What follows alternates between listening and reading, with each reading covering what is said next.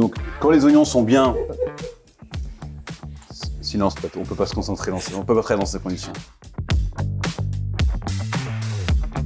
Salut tout le monde, je suis Thibaut Spivak, je suis accompagné aujourd'hui de Laura. Hello Thibaut. Salut Thierry. Ça va et toi? Ça va très bien. Donc on est là tous les deux pour relever un défi qui nous a été donné par la communauté Björg. L'idée, c'était de revisiter de façon végétale des traditionnels de la cuisine. Je sais forcément ce qu'on va faire, mais toi pas. Je n'ai pas le droit de t'en dire plus que ça. Tu as juste le droit à 3 indices. Ok, et donc là je vais cuisiner sans rien savoir. Exactement, c'est ça l'idée. Ça te va? Ouais, ça me va, bah écoute, petit challenge. Voici 3 cartes qui donnent une idée globale de peut-être ce qu'on va faire. Alors, qu'est-ce qu'il y a sur ces cartes? On a un petit dessin de champignons, de l'ail, un plat, je crois, de spaghettis avec de la sauce tomate, ou alors c'est de la bolo, je sais pas trop. Bah du coup, un plat de pâtes, peut-être justement des pâtes bolo, avec peut-être le champignon qui rajoutera un peu de texture et tout. Franchement, j'ai pas beaucoup d'indices, t'as pas une autre carte à me donner? Je peux pas t'en dire plus que ça. On va commencer directement. Après, tu peux tenter de deviner au fur et à mesure. Ouais, je vais te balancer toutes mes idées. Tu me diras faut si aussi je suis sur la bonne bosser, voie. mais ouais. Ok, ouais, je vais t'aider, t'inquiète, j'oublie pas. On va démarrer à faire une pâte à quelque chose. Hop. La pâte à pâte traditionnelle, c'est assez simple, si on veut dire. Il faut de la farine, des jaunes d'œufs. En général, la recette, on considère un jaune d'œuf pour 100 g de farine. Ok. Donc là, il y a 200 g de farine, si je calcule bien. Il y en a qui sont en accord de maths. Une pincée de sel, une goutte d'huile. J'en mets pas trop, je préfère en mettre au fur et à mesure. Et là, on va malaxer. T'as envie de jouer? C'est directement avec les mains? Ouais. Eh ben écoute, je pense que je vais me laver les mains et après, je suis prête. Bonne réponse. L'hygiène avant tout. Allez, j'y vais là direct? Exactement. C'est agréable. N'est-ce pas? Donc le but, c'est de malaxer doucement. Et tu vas voir qu'au bout d'un moment, ça va commencer à épaissir. Donc l'eau, il faut y aller au fur et à mesure, parce que si t'en mets trop, bah, tu vas avoir un truc collant, ingérable. Bon, en tout cas, ce que je comprends, c'est qu'on est en train de faire des pâtes. Du coup, là, si je fais de la pâte. On fait une pâte à pâte, en tout cas. C'est une pâte à pâte, donc on part sur des pâtes. Et donc là, tu travailles la pâte pour que tout soit bien homogène. Ouais, c'est plus facile à faire à la main comme ça. J'aime bien. Ensuite, on va juste la poser dans une assiette, farinée, autour pour la protéger. Et on va la mettre au frigo. D'accord? On va la laisser reposer 1 à 2 heures. Du coup, on enchaîne avec quoi? On va préparer la garniture. Ok. D'accord? On a ma préparation veggie Björg qu'on va venir assaisonner avec une garniture aromatique pour apporter un peu de fraîcheur. Donc là, c'est un oignon nouveau. C'est une cébette. Ouais, oignon nouveau. Oignon nouveau, t'aurais. Ah oui, le bulbe. Ouais, on est dans la même famille. Émincé qu'on gardera ça pour la fin.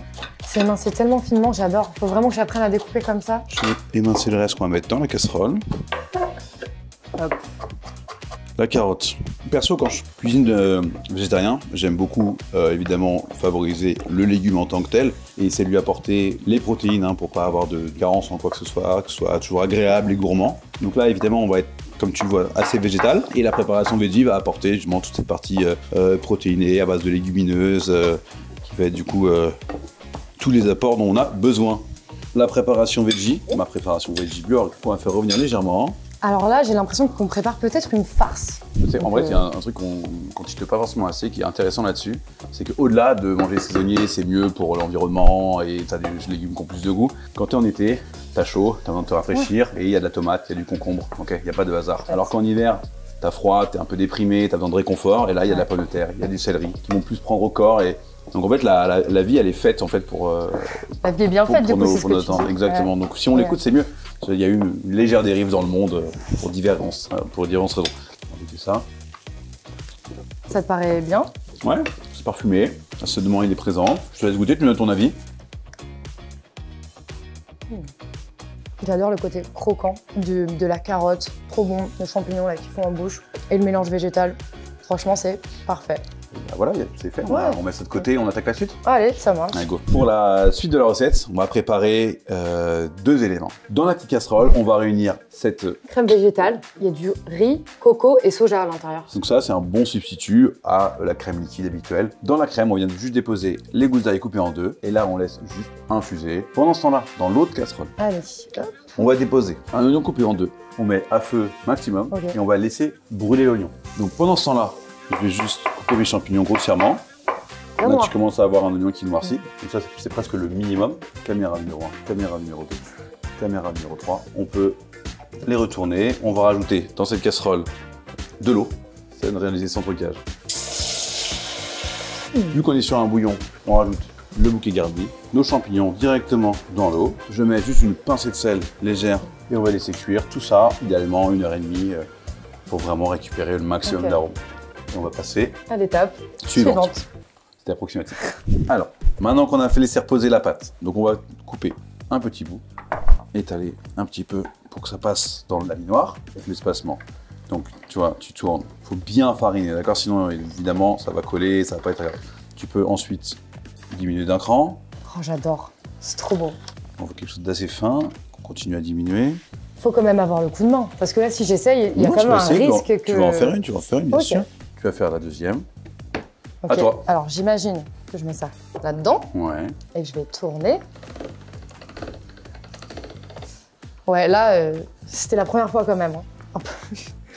Ok, ensuite on diminue encore. Ok, c'est plutôt pas mal. Donc là, on va descendre encore d'un cran. Okay. Et je pense qu'on sera bon. Très bien sorti, en vrai. Ouais. Franchement, je suis trop contente parce que j'ai toujours rêvé de le faire. On va emporte-piécer des grands cercles. D'accord. En fait, là, c'est super difficile. J'ai un rond de pâte et une sorte de farce. Ça serait des ravioles, ma petite raviole, avec le petit bouillon, un petit plat réconfortant, gourmand. Voilà, c'est ma proposition. Allez, ce coup-ci, on est dans le bon.